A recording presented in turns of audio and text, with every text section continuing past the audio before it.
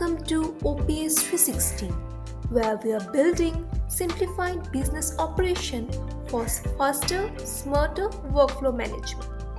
Let's explore the task module inside OPS360 and see how easily you can create, assign, and manage work in just a few clicks.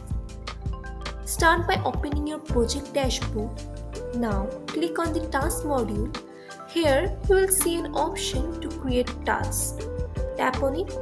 A form will appear. First, enter the task title and add clear instructions so your team knows what exactly needs to be done. Next, choose the team you want to give this task to and select the role of the person who will do the task. Now, choose the location and select the date and time for when the task should be completed. And lastly, choose the reporting manager who will check the task progress. Once everything looks good, hit create task. Your project task is now ready and instantly visible to your team.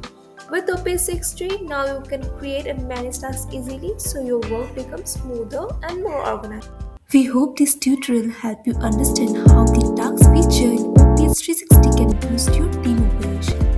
For more information or to explore other features and visit our website, or feel free to reach out to us directly. Thanks for watching and we will see you in the next tutorial.